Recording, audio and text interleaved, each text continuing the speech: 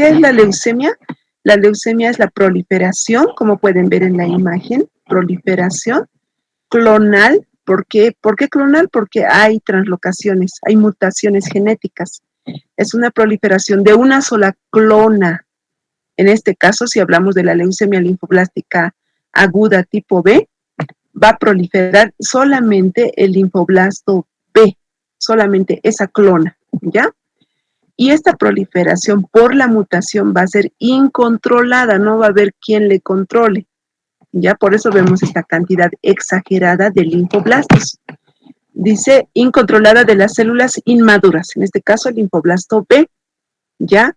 Ya sea de la linfopoiesis o la mielopoiesis, ¿no? Si hablamos de LLA sería la linfopoiesis, si hablamos de LMA, de la mielopoiesis, que va a ocasionar la infiltración hacia la médula ósea, como podemos observar, e incluso invadir a la sangre periférica u otros órganos, como lo vamos a ver más adelante, sobre todo a los órganos hematopoyéticos. No se olviden de la definición, ¿sí?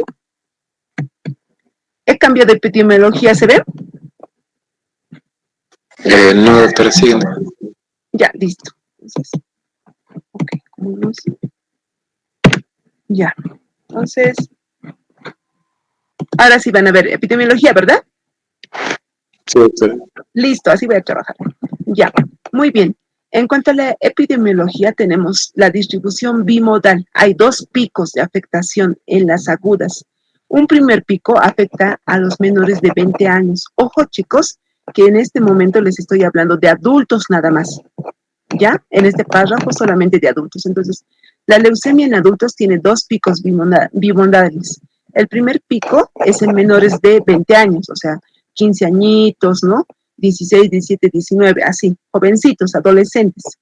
Y el segundo pico, perdón, disculpen, el segundo pico se da a partir de los 45 años para arriba. Entonces, 45, 50, 60, 70, 80, 90 años, ¿no? Esos dos picos podemos tener en las leucemias agudas del adulto. Ahora, específicamente la leucemia linfoblástica aguda como tal se presenta en un 80% en los niños y solamente en 20% en adultos. Eso dice la bibliografía, ¿ya? Esto me he equivocado, es LMA, disculpen. La LMA solamente en un 20% en los niños y en 80% en los adultos, ¿ya? Entonces más se ve en adultos. Aunque mis estudiantes de práctica han visto que todo es al revés, pero como nos vamos a basar en la literatura, esto tienen que saber, ¿ya? Muy bien. La probabilidad de que un paciente sobreviva libre de la leucemia es en los niños mayor, fíjense, 70%, ¿ya?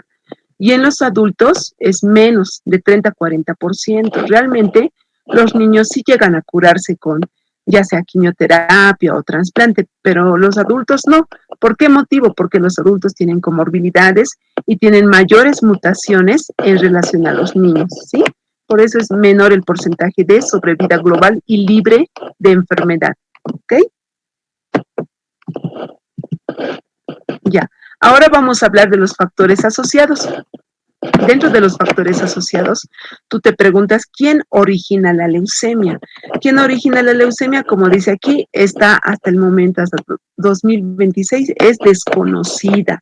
No tenemos una causa específica como, por ejemplo, la tuberculosis. ¿Quién causa la tuberculosis? Bacilo de Koch. ¿Quién causa el SIDA? VIH, ¿verdad? Pero si decimos, ¿quién causa la leucemia? Hasta ahorita no podemos echar la culpa a algo específico. Hasta ahora, de años y de años de investigación, es desconocida. Ya el origen es desconocido. Sin embargo, hay factores que se asocian, factores. Todos estos factores que voy a mencionar pueden estar asociados con la leucemia. No significa que sí o sí origina leucemia, por si acaso, ¿ya? En algunos pacientes puede ser que sí, en otros no. Pero ¿de qué depende esto? Depende de que el sistema inmunitario del paciente esté ya alterado por alguna situación, ¿no? Ya sea genética, ya sea infecciones o enfermedades inmunológicas. Entonces, sobre ese sistema inmunitario alterado, el acompañamiento de estos factores es el que produce la mutación genética, ¿Ya? ¿Cuáles son estos factores que se pueden asociar? Tenemos uno, la radioterapia, ¿no? Hablamos no de rayos X de pulmón, ¿no? O sea, de rayos X de abdomen, no. Estamos hablando de radiaciones ionizantes, en este caso la radioterapia. Sustancias químicas como el benceno, que se encuentra en las imprentas, en las pinturas, ¿no? Que se encuentran incluso en los maquillajes también. Las señoritas tienen que tener mucho cuidado y leer de todas las sustancias, no solo las señoritas, ¿no? Sustancias de fábricas que no contengan el benceno. También los plásticos contienen el benceno. La exposición a este benceno puede asociarse a mutaciones. Dentro de las infecciones, las más comunes, el HTLV1, el virus Epstein-Barr y el VIH. ¿Sí? También tenemos enfermedades genéticas constitucionales, como por ejemplo el Down, el síndrome de Down, el más conocido, el Klinefelter y el Fanconi. En este caso, en nuestro medio más vemos el Down, ¿no? Después, ¿qué más? En Bolivia en particular, los factores que se asocian de todos estos que están mencionados a nivel mundial es diferente. En Bolivia más se asocia la minería, la agricultura, y ahí pueden añadirle la desnutrición, ¿ya? Son los más influyentes para que existan estas mutaciones, ¿no? Cualquier exposición a sustancias tóxicas, minerales, pueden producir mielotoxicidad en la médula. El oro, el plomo, la plata, el estaño, el cobre. ¿Con qué se lava? Se lava con mercurio. Entonces el mercurio es altamente tóxico para la médula. En la agricultura, sobre todo, los insecticidas, pesticidas, fungicidas son altamente tóxicos porque se inhalan con mucha facilidad, ¿verdad? Y ustedes saben que en nuestro país, en los diferentes departamentos, hay mucha explotación de minerales y mucho también agricultura. Ustedes conocen que nuestro país es rico, ¿no? En minerales y en vegetación. También alteración, todos estos factores que hemos mencionado ocasionan alteraciones cromosómicas y anomalías en los oncogenes. Eso hace que existe una expansión del clon leucémico, como vamos a ver aquí. Fíjense en la imagen, estamos demostrando la fisiopatología. Tienen que darse cuenta que todos nosotros, como seres humanos sanos, contamos con oncogenes y también contamos con genes de supresión, ¿ya? Entonces, todos nosotros, chicos, no vamos a desarrollar con mucha facilidad cáncer de pulmón, de hígado. ¿Por qué motivo no desarrollamos? Porque tanto nuestros oncogenes y nuestros genes de supresión siempre están en equilibrio, ¿ya? ¿Y por qué están en equilibrio? Porque no tenemos esas exposiciones a esos factores que hemos mencionado y porque nuestro sistema inmunitario está íntegro, ¿ya? Ahora, cuando esos factores que hemos mencionado están en un paciente, ¿qué hacen estos factores? Rompen el equilibrio. Y al romper este equilibrio, ¿qué es lo que más vamos a encontrar? Más vamos a encontrar mayor cantidad de oncogenes, o sea, genes que van a generar estas mutaciones, y en menor cantidad vamos a tener los genes que suprimen la formación del cáncer. Por lo tanto, esta ruptura del equilibrio es la que también origina con mucha facilidad la leucemia, ¿ya? Aquí, en las leucemias agudas, podemos hablar de muchas mutaciones. Una muy común es la translocación del cromosoma 9 y del cromosoma 22, como pueden observar todos nosotros, como pueden observar en esta imagen. Tenemos 23 pares de cromosomas, 46 cromosomas, ¿ya? Entonces, el cromosoma número 9 es el que está afectado y el cromosoma número 22. Nosotros estos cromosomas lo tenemos en nuestro organismo, ¿ya? El cromosoma 9, por ejemplo, tiene un gen llamado ABL y el cromosoma 22 un gen llamado BCR. Cuando existen esos factores asociados que hemos mencionado, esos factores ocasionan que exista un intercambio de carga genética, una ruptura primeramente, ¿no? Como observamos en la imagen, del cromosoma 9, así también del cromosoma 22, fíjense esa ruptura, y esa ruptura hace que el gen BCR del cromosoma 9 junto con el gen ABL del cromosoma 22 se unan y exista un gen de fusión llamado gen de fusión BCR-ABL, ¿ya? O también translocación porque se ha translocado las cargas genéticas del cromosoma 9-22, ¿no? Entonces, es un nuevo cromosoma, ya no se llama cromosoma 9 o 22, sino por este intercambio de cargas genéticas ya lleva el nombre de cromosoma Filadelfia, como pueden observar. ¿Ok? Espero que me estén entendiendo. Si hay dudas, me interrumpen nomás. ¿Están viendo la pantalla? Ah, ¿por qué no me han interrumpido? Yo explicando, así tienen que decirme, por favor, chicos, ayúdenme. No sé qué es lo que le pasa. Ahí está. Esto les estaba mostrando y no me han interrumpido. Cuando hay, ya, esto han visto. Esto es lo que no han visto, ¿no? El desequilibrio entre oncogenes y genes de supresión. Se rompe la balanza de equilibrio entre oncogenes y genes de supresión y hay leucemia, ¿verdad? Eso ya he explicado. Ahora aquí está la explicación del cromosoma Filadelfia, ¿no? Lo que les decía, el intercambio de carga genética del cromosoma 9 ABL junto el cromosoma 22 BCR. Se intercambian las cargas y aquí está el nuevo gen de fusión BCR-ABL llamado cromosoma Filadelfia, ¿no? Me van a interrumpir, por favor, si se me pasa. Ya, siguiente. Aquí tenemos otra diapositiva que también muestra la fisiopatología porque es lo más difícil de comprender y lo estoy trayendo lo más resumidito para que me entiendan. Entonces, tanto la radiación, los químicos, los virus, todo eso daña el cromosoma, ¿no? Y ese daño al cromosoma altera la regulación de los genes que acabamos de mencionar.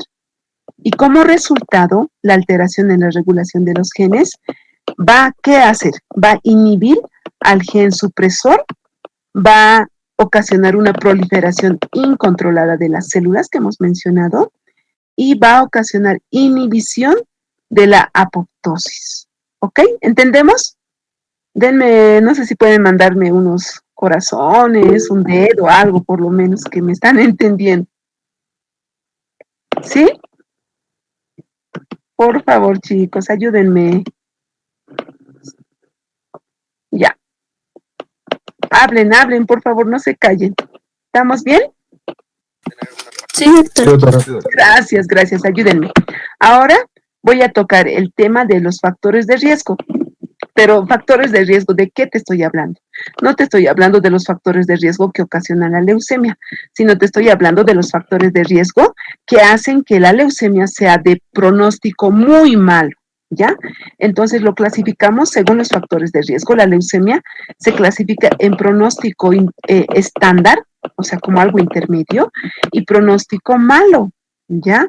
Entonces, para que yo califique que la leucemia tiene un riesgo intermedio o un riesgo malo, uso estos factores, ¿ya? Uso la edad.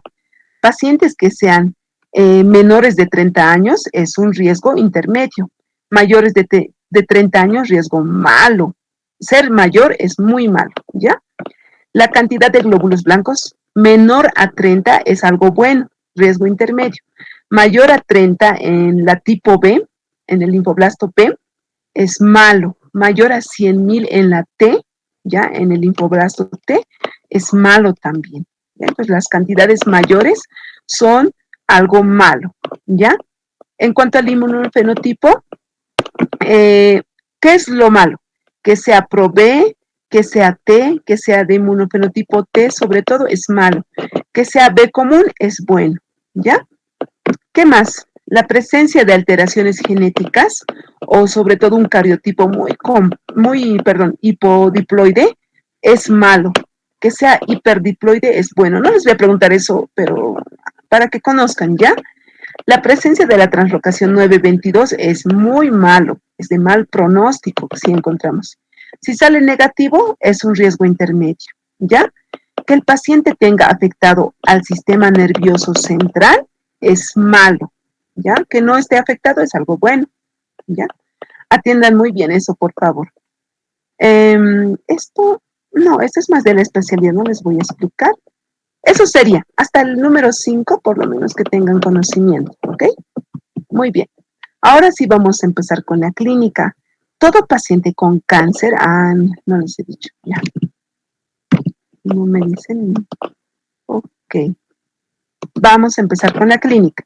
Todo paciente con cáncer va a tener síntomas constitucionales. O sea, ¿qué estamos diciendo? La fiebre, la diaforesis, la el sueño, astenia dinamia, la hiporexia y la pérdida de peso, no comer, perder peso, todos esos se conocen como síntomas constitucionales o síndrome constitucional también.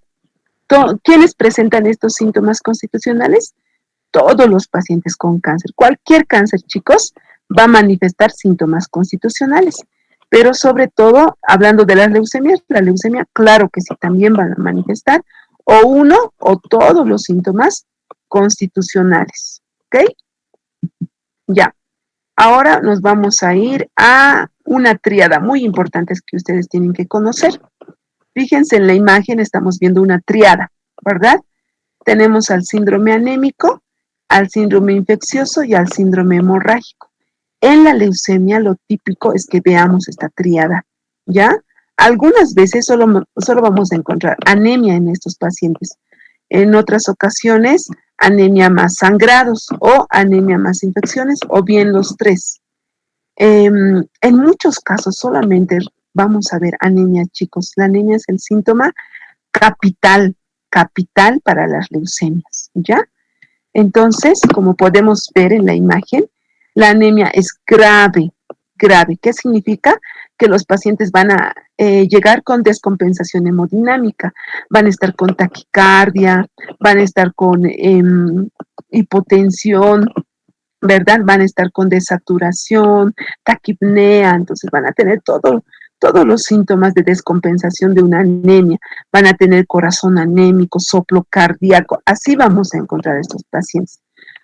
Y me atrevo a decirte que toda anemia grave tienes nomás que considerarlo como leucemia aguda por la epidemiología actual, porque hay muchos pacientes con leucemia actualmente, ¿sí? El síndrome hemorrágico puede ser a cualquier nivel que te quieras imaginar los sangrados, pero lo más común que vas a encontrar son a nivel cutáneo, en la piel. ¿Qué vas a encontrar? Las famosas petequias, ¿no? Las hemorragias que son tamaño de un alfiler, de la cabeza del alfiler. Eso es lo que vas a encontrar, como ves en la imagen, ¿ya? Y no van a desaparecer a la vitriopresión estas petequias, ¿no? Entonces, es bien característico. Las petequias, así también las púrpuras. Algo bien característico en estos pacientes son las gingivorragias, como puedes observar en la imagen, ¿no? Encías que están sangrando. Así también dentro de la boca puedes encontrar ampollas llenas de sangre, o sea, las bulas hemorrágicas. Y en la nariz, la epistaxis, ¿no? Eso es lo más común que vas a encontrar. Lo demás puede o no puede encontrarse. Por ejemplo, un sangrado uterino anormal, un ciclo menstrual abundante de varios días puede ser la primera manifestación de un paciente con leucemia. Entonces, todos esos datos hemorrágicos hay que estar muy atentos en el paciente.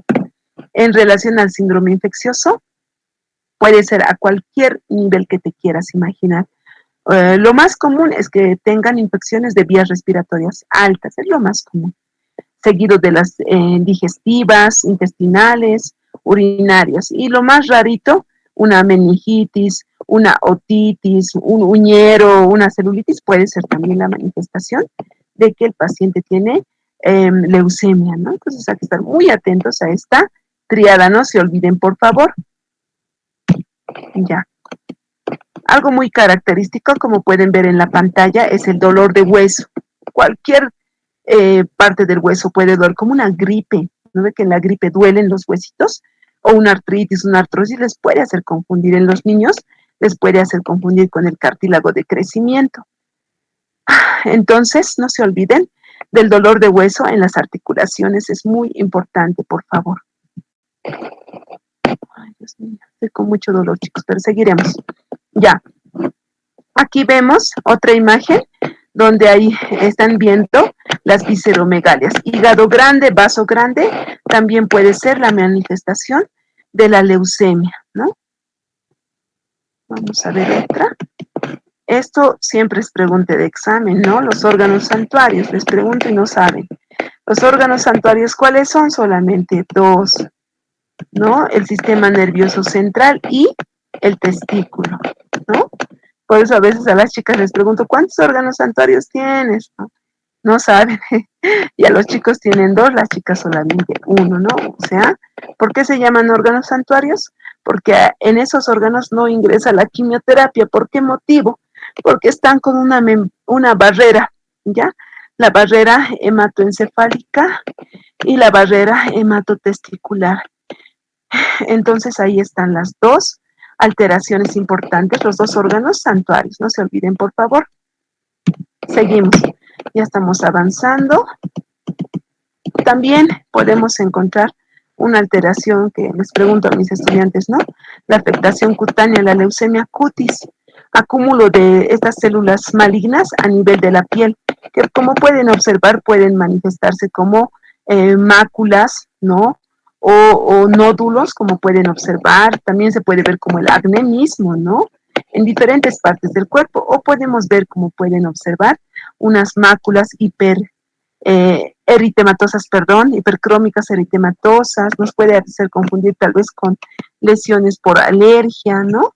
O aquí, como podemos observar, máculas eritematosas, que podemos pensar en alergia, ¿no? Entonces así se manifiesta la leucemia en la piel. Seguimos avanzando.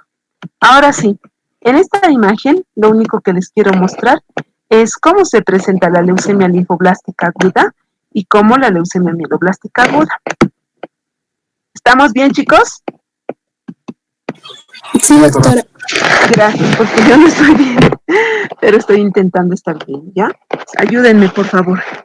Aquí está. Entonces, vemos cuál es la diferencia entre la leucemia linfoblástica aguda y la leucemia mieloblástica aguda. Ya como podemos observar, hay diferencia. Algunas particularidades, como los síntomas constitucionales, ambos van a tener. Las infiltraciones a la médula ósea, o sea, la triada que les he mostrado, está en ambos, ¿ya? ¿Qué es lo diferente? Lo diferente es la infiltración a otros órganos, como por ejemplo, aquí vemos la afectación del hígado, del vaso y del ganglio linfático. Es más común, como podemos observar, sobre todo hígado y vaso, es en la leucemia mieloblástica aguda. Fíjense, sobre todo la M4, la M5, las 2 sobre todo, quiero que se acuerden, por favor, las 2 van a tener mayor afectación del hígado y el vaso. Ya, la M4, la M5, del vaso, fíjense en la imagen cómo está, ¿no? Ya, y los ganglios van a ser más frecuentes su afectación, ¿en dónde? En la leucemia linfoblástica aguda, más común que en la LMA, ¿verdad? Muy bien. Los cloromas, cuando afecta la piel, el tejido celular subcutáneo, los cloromas son, como dice aquí, tumorcitos del tamaño de 1 centímetro aproximadamente y aparecen en la piel, pero abarcan el tejido celular subcutáneo. ¿Cómo lo vas a ver? Lo puedes palpar incluso como el tamaño de un confeti, ¿ya? Y lo vas a ver, la coloración va a ser verde, como cuando hacen un moretón y al final acaba con un color verde, igualito lo vas a ver en la piel, ¿ya? Y es más común, como puedes observar en la columnita, más común que en la LLA, es en la LMA. ¿En cuáles sobre todo? También en la M4 y la M5. A diferencia de todas las M's, M0, 1, 2, hasta las 7, más común va a ser en la M4 y en la M5 que encuentres cloromas, ¿ya? Después, algo muy característico, si te puedes fijar en la imagen, la afectación de las mucosas, sobre todo ocasionando hipertrofia de las encías, hipertrofia gingival se llama, afecta a la M4 y a la M5. Mira, todo el tiempo te estás repitiendo M4, M5, M4, M5. En conclusión, afectación del vaso, de los cloromas y de la hipertrofia gingival. ¿A quién había sido? Al M4, al M5 de la LMA. Cuidado, te equivoques, ¿ya? Estamos bien, clarito te estoy explicando, ¿no? También la infiltración al nervio óptico, fíjense, es más común en la LMA que en la LLA, ¿no? Y la afectación a los testículos es más común, nuevamente, ¿verdad? En el M4 y M5. No te olvides de esa diapositiva, ¿sí? Muy bien. Vamos a cambiar. Y ahí estamos ya avanzando, chicos. Bien. En esta otra diapositiva solamente te quiero demostrar el porcentaje más frecuente de afectación a toda la clínica que te he mencionado hasta el momento, que es lo que más vas a encontrar. Por ejemplo, si te fijas en esta tabla, ¿ya? ¿Qué nos está mostrando? Nos está mostrando que la palidez es lo más común en un 55%, seguido de fiebre, mira la fiebre, la infección en un 60%, las petequias y la equimosis en un 50%, las adenopatías, sobre todo hablando de la variedad linfoide, ¿no? En un 60%. La hepatomegalia y esplenomegalia, que te he mostrado en la M4, M5, sobre todo en un 80% y 70%, ¿no? La anemia, ¿qué dice? La anemia como tal, fíjate, es en un 85%. Las plaquetas bajas en un 70%. Si te fijas de todos los porcentajes que hemos ido hablando, la anemia es la más importante. Le gana a todas, ¿no? En un 85%. Y todos los otros síntomas que hemos hablado, leucemia cutis, hiperplasia gingival, afectación al sistema nervioso central, testicular, fíjate que no es común, no es tan común, ¿no? Entonces, menor porcentaje, ¿ya? Eso quería mostrarte. ¿Qué más? Ahora sí nos vamos a entrar al laboratorio. La clave del éxito para que diagnostiques la leucemia no solo es la clínica, ¿no? La clave del éxito es que conozcas interpretar el hemograma, porque es suficiente un hemograma para decirte que el paciente tiene leucemia, ¿ya? Entonces aquí estamos viendo varios parámetros que tomamos en cuenta, ¿no? Aquí también, espérame un ratito, ya. Esto es conocimiento, no lo van a encontrar en los libros, pero te quisiera compartir mi experiencia y me gustaría que te lo anotes. Te va a servir para tu examen, por lo menos con un hemograma, quisiera que sepas interpretar, ¿no? En tu práctica diaria de médico, ya te voy a enseñar esa parte rapidito. En la serie roja, no te vas a olvidar, lo que siempre vas a encontrar es una anemia grave. Entonces hablamos de hemoglobina menos de 8.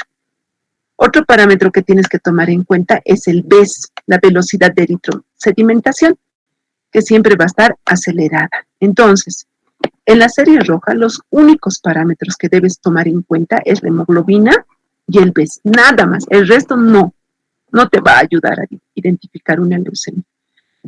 Seguidamente, tenemos que fijarnos los glóbulos blancos, ¿ya?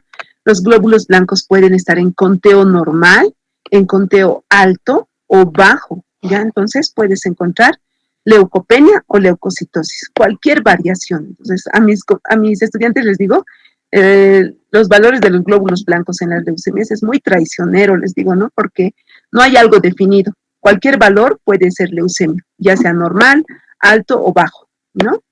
Entonces, ¿dónde me voy a fijar? Me voy a fijar que la cantidad mayor de 100,000 glóbulos blancos, sí o sí es leucemia. Esa sí no te va a fallar, ¿ya? Pero las otras sí te van a fallar. Entonces, ¿qué me voy a fijar? Me voy a fijar a los neutrófilos. Díganme, por favor, a los neutrófilos y a los linfocitos. Entonces, normalmente el valor del neutrófilo es de 55 a 65%, ¿verdad? ¿Están conmigo? Y los linfocitos es de 25 a 35%. Eso es lo normal. Entonces, los neutrófilos siempre van a estar altos y los linfocitos bajos en esa relación que te acabo de mencionar. Eso es lo normal para ti, para mí. ¿Qué pasa en la leucemia? En la leucemia, esta fórmula que hemos mencionado, donde los neutrófilos estaban altos y los linfocitos bajos, en la leucemia se invierte la fórmula. ¿Qué significa? Significa que los neutrófilos van a estar bajitos y los linfocitos altos. Ya esa fórmula te va a ayudar. ¿Qué más? Las plaquetas siempre van a estar bajitas. Ya el frotis en un momento más te enseño. Listo. Porque los libros, ¿qué dicen? Los libros así nomás te dicen, mira, los libros te dicen que el conteo de glóbulos blancos tiene diferentes variaciones, te muestran, ¿no? Mira, por ejemplo, lo más común de encontrar para las leucemias es entre 10,000 y 50,000 glóbulos blancos. Eso te enseña los libros. ¿Qué más te dice? Te dice que en la sangre periférica vamos a encontrar blastos, ¿no? En la sangre periférica no vamos a encontrar blastos. Solo en un 80, perdón, me estoy mareando, perdón, disculpen. Los blastos en la sangre periférica van a estar presentes en un 92%, pero un 8% no va a mostrar los blastos, estas células malignas, ¿ya? Y en la médula vamos a encontrar mayor presentación de blastos, fíjense, más del 90%, ¿ya? En un 46 pacientes y menos de 50% en 3%. O sea, la mayoría de los casos van a oscilar entre 50 y 90% de células malignas, ¿ok? Eso nos está indicando. Ahora les voy a mostrar el prótesis.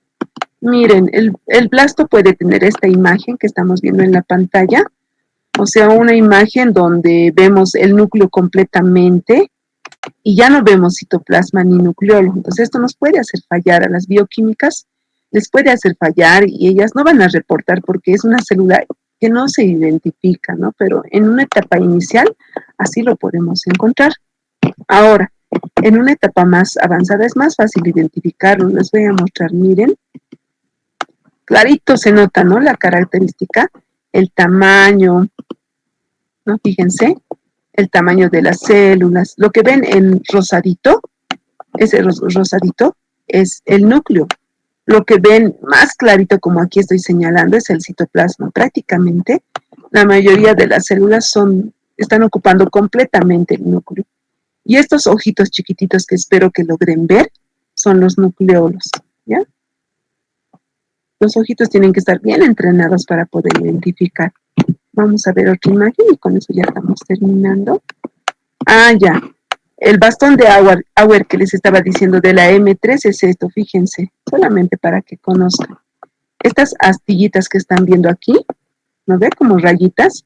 Esto es el bastón de Auer. A causa de ese bastón de Auer, el paciente tiene hemorragias, tiene trombosis, ¿no? Y como pueden ver, la mayoría de las células tienen muchos gránulos, ¿verdad? Mira, muchos gránulos. Esos gránulos hacen que el paciente sangre, que el paciente tenga coagulación diseminada, ¿ya? Seguimos, ya estamos terminando. Nosotros siempre pedimos pruebas de coagulación, fíjense, pedimos el tiempo de protrombina, del tiempo parcial de tromboplastina activada, ¿ya? Pedimos también el fibrinógeno, el dímero de todo, porque estos pacientes llegan a tener coagulación intravascular diseminada, sobre todo la M3. No se olviden que la M3, ojo, la M3 es la que más desarrolla coagulación intravascular diseminada. Ya no se van a olvidar. Y ya casi prácticamente finalizando, les quiero mostrar esta imagen también. En esta imagen, ¿qué vamos a ver? Estamos viendo la destrucción de una célula tumoral. Así como toda célula se destruye, muere, tiene su apoptosis, también la célula maligna también se destruye, ¿ya? Y de sus diferentes organelos va liberando sustancias químicas. Por ejemplo, del núcleo del ADN se libera el ácido úrico, de las bases purínicas, ¿se acuerdan? Del citoplasma sale el potasio. Del ATP, de la mitocondria, sale el fósforo, ¿no? Y a nivel de la circulación, tanto el ácido úrico forma cristales que se unen al fósforo. Y como ya forman cristales de fosfato urato, le atraen al calcio. Entonces el calcio se va uniendo y hacen un cristal más grande. Cristal urato fosfato cálcico. Por lo tanto, el calcio va disminuyendo en la cantidad, ¿ya? Y todos estos cristalitos se van a acumular en el túbulo contorneado distal y eso va a producir el síndrome de obstrucción tubular renal. Por tanto, la creatinina se va a elevar, ¿ya? Como hay tanta producción de células malignas y tanto recambio, la DHL también se eleva. Como también esta leucemia afecta al hígado, entonces las bilirrubinas y las transaminasas también se alteran. Todo esto que les acabo de mencionar del ácido úrico, el potasio, fósforo, creatinina y calcio, se llama síndrome de lisis tumoral. ¿Sí? ¿Estamos bien, chicos? ¿Me están siguiendo? Sí, doctora. Gracias. Gracias, chicos. Chicos, no se ofendan, les digo chicos porque me dan confianza, ¿ya? No les quiero decir estudiantes, como fueran mis amiguitos. Aquí está. Estamos viendo imágenes. Tú también no solo puedes pedir hemograma, ni coagulación solamente o bioquímica. También puedes pedir en estos casos rayos X, ¿ya? Te va a ayudar sobre todo en pacientes con con leucemia linfoblástica aguda tipo T. ¿Por qué? Porque en estos casos, como afecta la maduración del timo, ¿verdad? Entonces vas a tener aquí, ¿qué vas a tener? Un timo ensanchado, o sea, un mediastino ensanchado vas a ver en la placa de rayos X. Y eso te va a hacer orientar que estás frente a una leucemia linfoblástica aguda tipo T. Eso te va a orientar. Por eso es importante pedir placas radiológicas. Y capaz en el paciente vas a encontrar esplenomegalia o hepatomegalia leve, no va a ser muy palpable, entonces pedir una ecografía abdominal te va a ayudar a encontrar si realmente tiene esplenomegalia leve o hepatomegalia leve, ¿no? Pues te ayudan estos estudios, ¿ok? Y ahora sí creo que estamos ya. No quiero repetirlo, pero 3 diapositivas y ya terminamos. Ya no se desesperen, por favorcito. Ya. Entonces, todos los estudios que les he pedido nos sirven. Ahora les voy a presentar estudios diagnósticos definitivos que nos sirven, que lo hace la especialidad. Hasta donde les he presentado las rayos X, tú como médico general o de otra especialidad lo puedes pedir. Estos en particular lo pide el hematólogo. El aspirado de médula ósea, fíjense, que se hace puncionando la cresta ilíaca anterosuperior, donde obtenemos con la aguja de punción de aspiración muestra de médula ósea. Y ahí y una vez que tomamos la muestra, vemos todas esas células malignas en el microscopio. También lo teñimos con citoquímica y también se hace citogenética. En nuestro país, alguno que otro translocación se hace, chicos, pero no todo completo. El diagnóstico definitivo, ¿quién te lo va a dar? El inmunofenotipo. Con el microscopio, solamente nuestro ojito ve 500 células malignas. Nada más es nuestro límite. Mientras que con el inmunofenotipo se puede ver hasta 2 millones, chicos, de células malignas, ¿ya? Por eso es un poco más específico. Además, el inmunofenotipo te da el nombre y apellido. El aspirado, el microscopio solo te dice, es leucemia aguda crónica, es linfoide mieloide, hasta ahí. Pero el inmunofenotipo te dice con nombre y apellido, ¿no? Leucemia, linfoblástica aguda, B común, así, todo completito te lo da. La biología molecular es para buscar la translocación 922 o cromosoma Filadelfia. Para eso pedimos. Y claro que sí, como les dije, esta leucemia entra hasta el sistema nervioso central, al líquido cefalorraquídeo, ¿no? Al órgano santuario. Entonces hay que hacer una punción lumbar. Y en la punción lumbar, en el líquido cefalorraquídeo, vamos a encontrar esas células malignas, ¿no? A veces no hay caso de hacer aspirado de médula, porque realmente la médula está repleta, casi estallando de células malignas, y no sale la muestra, lo taponea la aguja. Entonces, en esos casos, ni modo, tenemos que hacer biopsia de la médula ósea, ya que es con una aguja más de mayor calibre y es un poquito más molestosito para el paciente, ¿no? Y ahora sí. Aquí tenemos en esta diapositiva el diagnóstico diferencial de la leucemia. Fíjense, por favor. ¿Dónde estamos? Aquí estamos. En el diagnóstico diferencial tenemos que tomar en cuenta 4 enfermedades importantes, ¿ya? No se van a olvidar también de estas 4 enfermedades. ¿Con qué nos puede hacer confundir una leucemia? Con la mononucleosis infecciosa, porque las células, los linfocitos que produce esta infección son parecidas y también produce ganglios, hepatomegalia, esplenomegalia, nos puede hacer confundir. La aplasia, también la anemia plástica, ¿por qué? Porque la aplasia produce pancitopenia y la leucemia también produce pancitopenia, entonces por ese motivo nos puede hacer confundir. El linfoma, ¿por qué? Porque el linfoma afecta tanto los ganglios linfáticos, al hígado y al vaso, y por esa parte nos puede hacer confundir. El síndrome mielodisplásico debuta también con pancitopenia, ya no produce afectación de ganglios, ni vaso, ni hígado, pero sí produce pancitopenia. Entonces, de esa manera nos puede hacer confundir, ¿ok?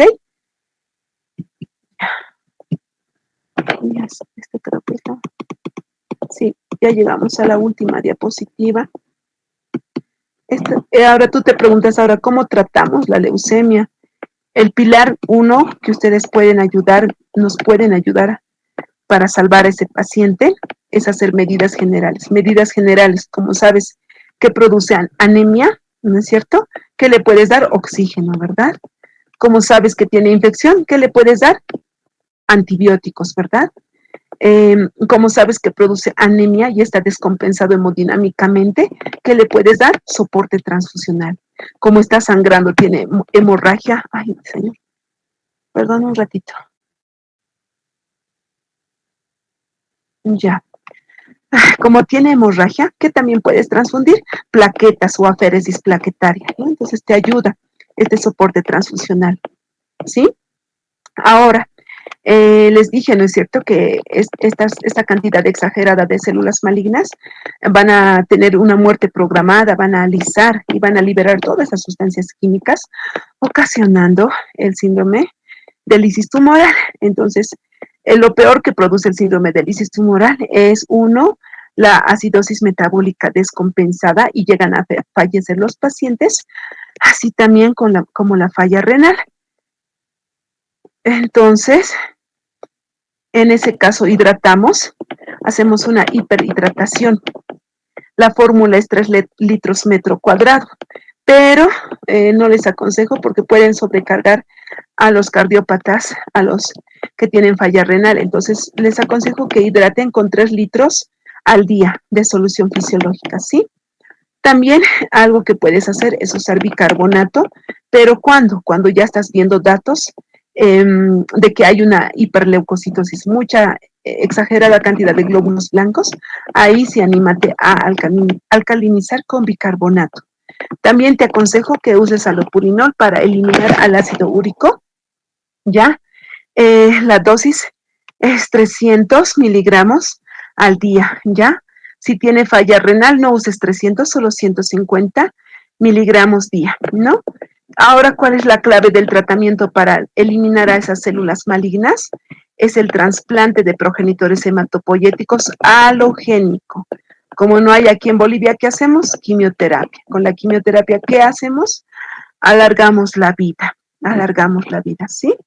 Tristemente, el trasplante tampoco es 100% cura. Algunos pueden responder muy positivamente, otros se pueden complicar con la enfermedad de injerto contra huésped y fallecer en pleno trasplante, ¿no? O después del trasplante. Entonces, no es siempre garantía al 100%. ¿Sí? Eso es, queridos jóvenes. Ya aquí hemos terminado. Me han escuchado a lo que han podido, yo también. Este casito les voy a presentar. Ya tengo muchos casitos, pero este casito les presentaré porque muy probablemente en el examen haya casos clínicos. Me están pidiendo casos clínicos, entonces yo ya les voy a dar casos clínicos. Ya, aquí tengo un casito de una niña que me llegó en pediatría en el Hospital del Niño, ¿no? Ahí está, voy a leerlo. Es una paciente femenina de 4 añitos que vivía en Asunta. Ha venido por emergencias y nos ha contado la historia, de un mes de evolución.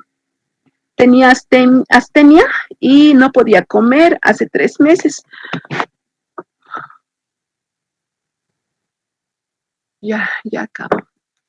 Tenía alzas térmicas y tos hace 2 semanitas y ha tenido que tomar amoxicilina y no ha remitido su infección, ¿sí? Al examen físico estaba con una palidez severa, 3 cruces y tenía petequias en todo el cuerpo. Tenía también ganglios en el cuello a nivel cervical que medían de esta manera, ¿ya?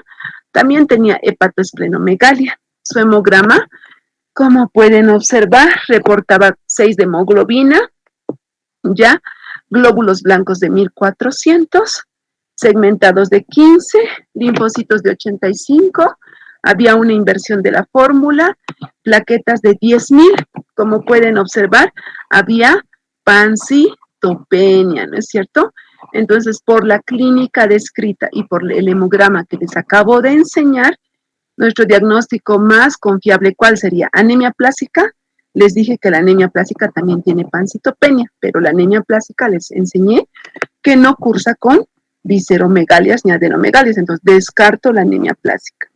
Les dije que también el síndrome mielodisplásico tiene pancitopenia, pero no hace visceromegalias ni adenomegalias, entonces se descarta. ¿Ya? Al último van a ir con la leucemia. La anemia megaloblástica no les enseñé. La anemia megaloblástica también hace pancitopenia, pero la anemia megaloblástica en ningún momento presenta adenomegalias, acuérdense, ni visceromegalias. Entonces, la que sí presenta adenomegalias y visceromegalias, ¿quién es? La leucemia aguda. Entonces, nuestro diagnóstico, ¿cuál sería? Leucemia aguda. Así más o menos voy a realizar su examen, ¿ya, chicos? No se olviden. ¿Tienen preguntas? ¿Alguien sigue vivo, por favor? Ay. Hola, hola. Por favor, díganme qué han escuchado. Yo me he esforzado lo máximo, mi esfuerzo. Ahorita parece que me voy a desmayar, ya. Pero gracias por escuchar, chicos. Ya, no sé si tienen preguntitas. Gracias, gracias, gracias. Espero que lo hayan atendido muy bien y les vaya excelente en su examen. Se han sacado fotos de las diapositivas, magnífico, para que les vaya muy bien en su examen, chicos. Ahorita parece que me va a dar algo. Así que nos vemos mañana con mi grupo, chicos, por favor.